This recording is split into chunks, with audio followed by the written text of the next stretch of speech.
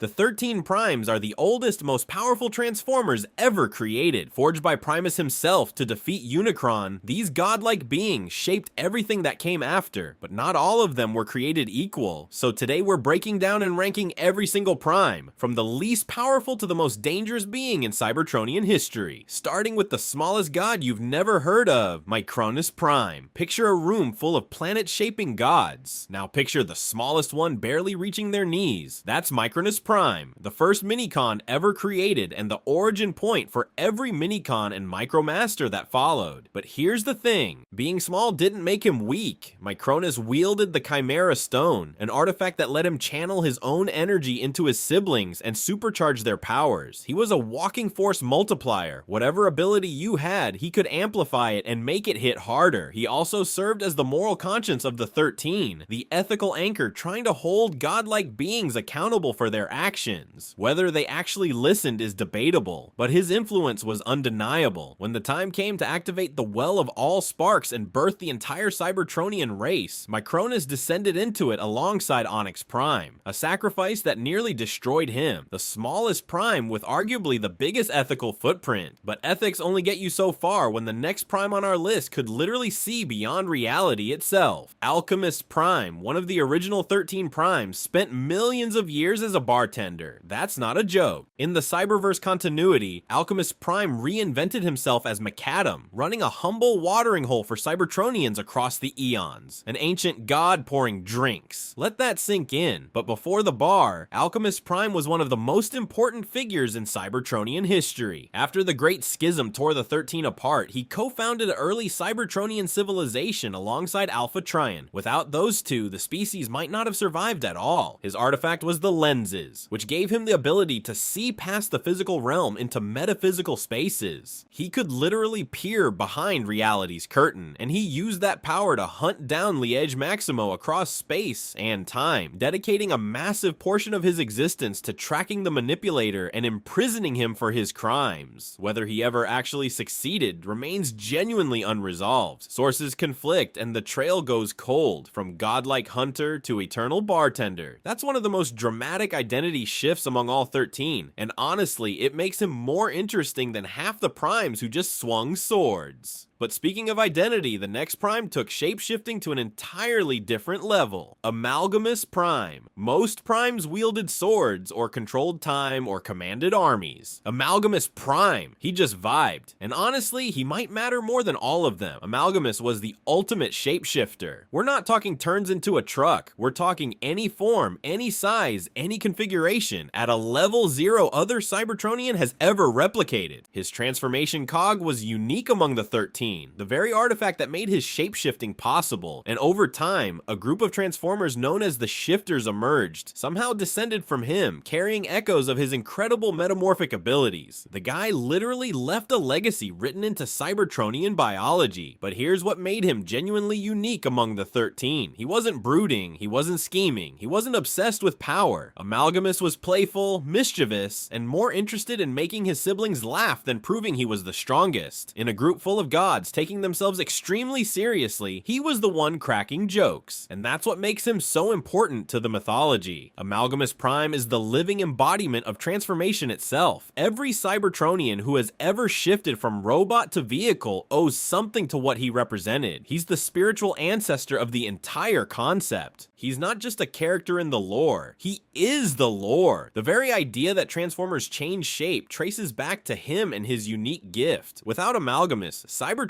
is just a planet full of robots standing still. But if Amalgamus gave Cybertronians their identity, the next Prime gave life to something far more dangerous. Quintus Prime, they called him the experimental dreamer. Sounds inspiring, right? A Prime dedicated to creation and innovation, pushing the boundaries of what Cybertronian science could achieve. But here's the thing about Quintus Prime. His greatest creation eventually came back to enslave his entire civilization. And honestly, that tells you everything you need to know about about him. Quintus wielded the Ember Stone, an artifact capable of generating sentient life from raw elemental components. Not weapons, not shields, life itself. And he didn't waste that power. He constructed an entire planet called Quintessa and populated it with an engineered alien civilization, the Quintessans. He literally built a species from scratch and became their god. But the Dreamer label hides something darker. Quintus also conducted experiments deep beneath Cybertron's surface, engineering robotic beasts and pitting them against each other in underground caverns. These weren't peaceful science projects. They were violent, chaotic, and they contributed directly to growing tensions among the Primes themselves. And the cosmic punchline, the Quintessans, his beloved children, his proudest achievement, eventually returned to Cybertron and enslaved the entire planet, the creator undone by his own creations. Nobody writes irony that clean on purpose. But if you think playing God backfired badly for Quintus, wait until you meet the Prime who could see into the afterlife itself. Onyx Prime. Every other Prime looked like a machine. Onyx Prime looked like a nightmare from a mythology textbook. Wings, hooves, a tail, organic-looking armor that seemed to breathe. He was the Prime of beasts, and he fought like one too, with a ferocity that eclipsed most of his siblings in raw, unrelenting aggression. But his real power wasn't physical. It was the Triptych Mask, a three-faced artifact given to him directly by Primus. This thing let Onyx commune with beings across impossible distances and track sparks as they passed into the afterlife itself. Three faces, three layers of perception that no other Prime could access. One mask that essentially made him omniscient about life and death, and Onyx paid for all of it in blood. He descended into the Well of All Sparks alongside Macronus Prime to activate it, suffering mortal wounds in the process. This Prime got torn apart more than almost any other member of the 13, and he did it willingly.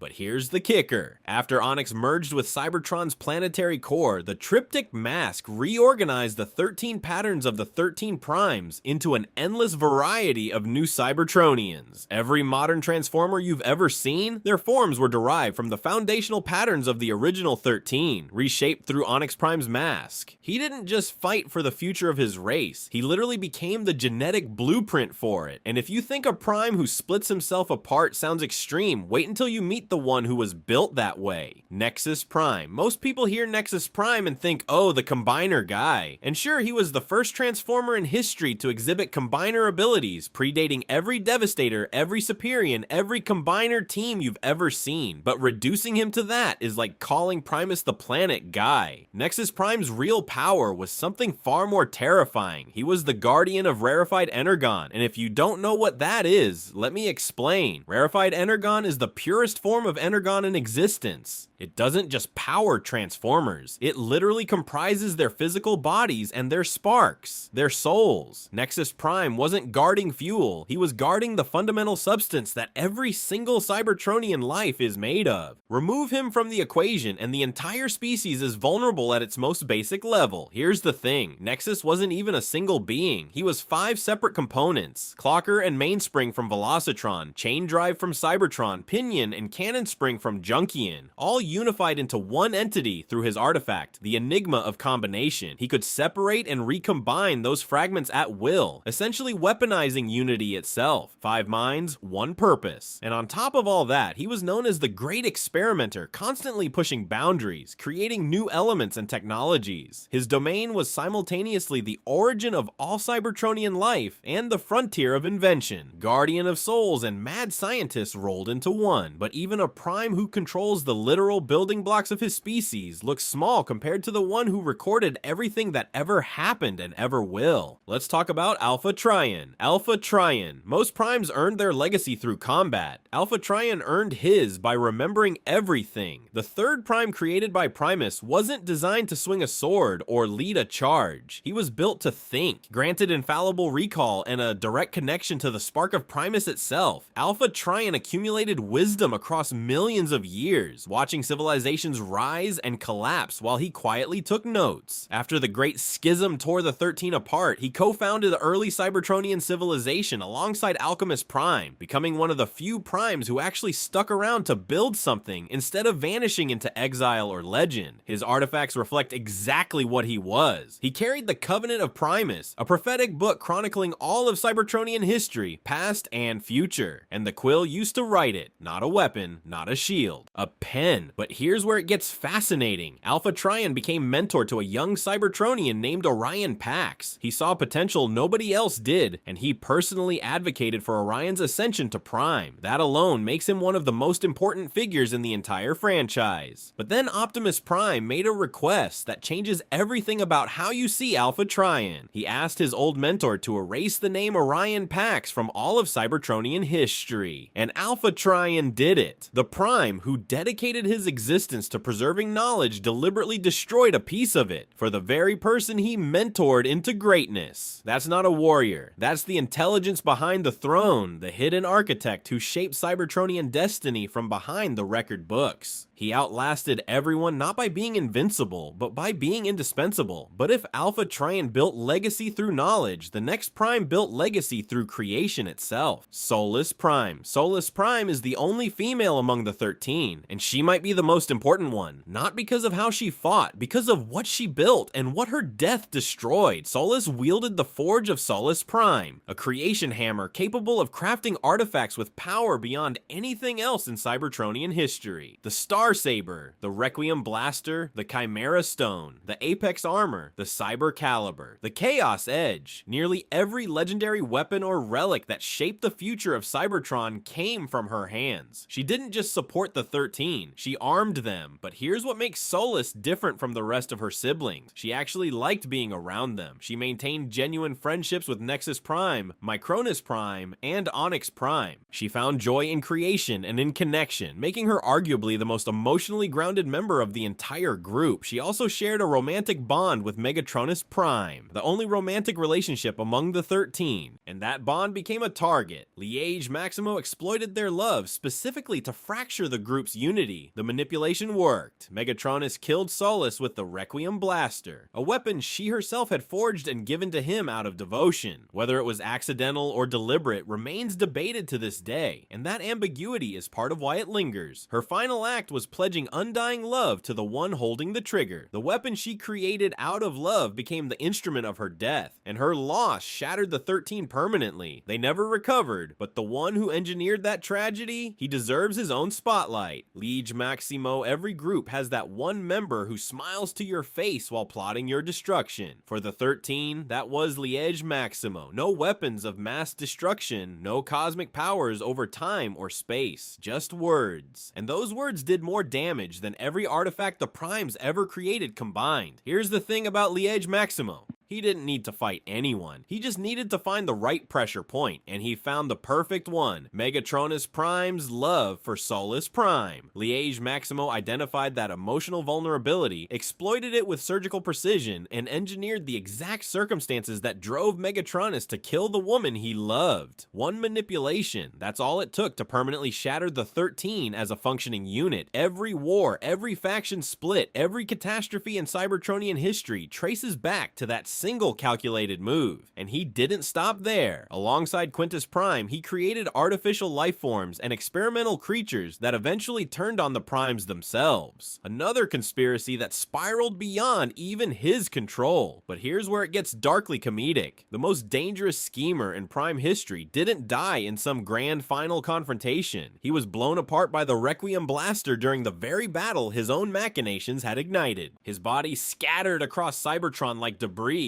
Not as the main target, not in a climactic showdown, almost incidentally, collateral damage of his own plan, the architect of chaos, consumed by chaos. And he didn't even get the dignity of a dramatic death scene. But if you think manipulating time through words is impressive, wait until you meet the Prime who literally controls time itself, Vector Prime. Imagine having complete control over time and space, not metaphorically, literally, the ability to rewind events, cut doorways between dimensions, humans with a blade. Now imagine choosing to throw all of that away because you couldn't stand what you were seeing. That's Vector Prime. He was the second Prime created by Primus, and his domain was the fabric of reality itself. His artifact, the Blades of Time, let him manipulate temporal flow, travel between eras, and slice open portals across dimensional boundaries. A being who could rewrite when and where things happen, not theoretically, functionally, and he was good, genuinely good. Vector Prime was described as wise, noble, and principled to his core. He believed completely in the infallibility of Primus and in the purpose of his siblings. But then he watched it all fall apart. Solus murdered, Megatronus consumed by rage, Liege Maximo pulling strings. One by one, the beings he believed were perfect proved they weren't. And for someone who could see across all of time, witnessing that collapse must have been unbearable. So he made a choice nobody else among the 13 made. He left, not in anger, not in defeat, in grief. Vector Prime scattered his Blades of Time across the universe, removed himself from the timeline entirely, and vanished into a pocket dimension of his own making. Here's the thing, those blades were eventually recovered by Optimus Prime, allowing him to consult with Vector Prime across dimensional boundaries. Even in exile, he remained tethered to Cybertron's destiny. He couldn't fully let go. His power level is staggering. But what makes Vector Prime hit differently is the weight of what he abandoned. He had the power to control everything and chose to disappear instead. A god of time who found the present too painful to endure. But if Vector Prime walked away from the 13's collapse, the next Prime on this list caused it, Megatronus Prime. Megatronus Prime might be the single most tragic character in the entire Transformers mythology, and I can prove it. He was the 12th Prime, created specifically as the dark counterbalance to Prima's light. That sounds poetic until you realize what it actually means. Primus built him with a seed of Unicron's nature embedded in his very being. He was designed to carry darkness. That was his purpose. That was his function. And that darkness is exactly what made defeating Unicron possible in the first place. But here's where it gets complicated. Megatronus wasn't some mindless weapon. He was arguably the most complex member of the 13, possessing near limitless potential through sheer ruthlessness, ambition, and conviction. He could take any course of action without hesitation. He was also deeply, genuinely in love with Solus Prime, a being of necessary destruction who found something worth protecting. That tension between passion and duty, between what he was built to be and what he wanted to be, defined his entire existence. And Liege Maximo saw that weakness from a mile away. Through careful manipulation and manufactured paranoia, Liege Maximo exploited Megatronus's emotional bond with Solus. He twisted that love into rage, and in one catastrophic moment, Megatronus fired the Requiem blaster and killed the only person he ever cared about. Whether that makes him a murderer or a victim is a debate the community has never settled. The ambiguity is the point. After Solus's death, Megatronus exiled himself. He abandoned his name. He spent eons drifting through the universe seeking revenge, his trajectory tracing one of the longest falls in the entire mythology, from conflicted prime to existential threat. But the darkest reading of Megatronus is this: his fall may have been inevitable from the moment Primus created him. You don't build a being out of necessary darkness and then act surprised when the darkness wins. He was designed to carry something no one should carry, and then he was consumed by it. That's not just a villain origin story. That's a condemnation of the system that created him. But if Megatronus represents the cost of darkness, there's one Prime who was supposed to prevent all of this. The first, the leader, the one who failed them all. Prima, every Autobot who ever lived, wore this Prime's face into battle, literally. Prima's likeness reportedly became the template for the Autobot insignia, meaning every single time you saw that red symbol on Optimus, on Bumblebee, on any Autobot across any series, movie, or game, you were looking at the first Transformer ever created. That's not a fun Easter egg. That's a legacy embedded into the DNA of the entire franchise. Prima was the first, born on Cybertron before anyone else, uncontested leader of the 13, and the embodiment of everything the Warrior of Light was supposed to be. His weapon, the Star Saber, with the matrix of leadership serving as its hilt. That's two of the most iconic artifacts in Transformers history fused into a single blade. The most powerful individual weapon any Prime ever carried. But Prima wasn't just a warrior, he was a lawmaker. He established the foundational ethical rule of the dynasty. The 13 would never destroy stars in systems containing life. That single principle shaped Cybertronian morality for millions of years after his time. He gave an entire civilization its conscience. Here's where it gets complicated. calculated. Prima was also paranoid. Calculated, justified paranoia, but paranoia nonetheless. He privately ran the numbers on which of his siblings harbored Unicron-like traits. He distrusted Megatronus, he distrusted Liege Maximo, and he was right about both of them, but being right didn't stop the fractures from forming. If anything, his suspicion accelerated the tension. And then there's the hollow core of his greatest triumph. Prima defeated Unicron, the biggest threat in Transformers mythology, destroyed, but the victory required embedding a seed of darkness within himself and all 12 of his siblings. The very act that saved everything planted the mechanism that would eventually tear the 13 apart from the inside. Prima was right about almost everything. He built the laws, carried the strongest weapon, wore the light, and still couldn't prevent the fall. His legacy is simultaneously the highest and most tragic of any Prime. He won, and the winning broke everything. But there's one Prime left, the one whose name was erased from history entirely. The 13th Prime. Every civilization has a myth it can't fully explain. For Cybertron, that myth has a number instead of a name. The 13th Prime is the single most mysterious figure in all of Transformers mythology. Not mysterious because the lore is incomplete. Mysterious because someone deliberately made it that way. The 13th's true name was erased from every Cybertronian historical record. Not lost, not forgotten, intentionally removed. All that remains is prophecy, legend, and a very conspicuous absence. Here's what the legends agree on. Primus created the 13th using the very last of his energy, and he didn't hold back. This Prime was imbued with the combined power of all 12 siblings simultaneously. Not a fraction, not an echo. The full unified strength of every Prime we've talked about in this video condensed into a single being. That makes the 13th the most powerful entity Primus ever produced. Nothing else comes close, and that power served its purpose. The 13th was instrumental in banishing Unicron, but after the victory, something unprecedented happened. The 13th vanished. No body, no artifact, no confirmed trace. Just gone. Now, across different continuities, the identity shifts. In the Covenant of Primus, the 13th is connected directly to Optimus Prime's origin. The legend says the 13th descended into the Well of All Sparks and was reborn as an ordinary Cybertronian named Orion Pax. No memory, no power, no godhood, just a data clerk with no idea what he used to be. In Transformers 1, that connection is attributed differently. The identity has never been canonically fixed, and that ambiguity feels deliberate. But here's what matters more than any name. A being created with the unified strength of all 12 primes chose to erase their own identity. Not defeated, not destroyed, voluntarily unmade. A god who looked at eternity and chose to become nobody. If the Optimus reading is true, then the greatest hero in Transformers history didn't begin with a battle cry or a heroic stand. He began with an act of absolute self-erasure. The most powerful Prime who ever existed gave it all up to start over as something ordinary, and maybe that's exactly the point. If you enjoyed this video and want to see more, click the video on the screen now.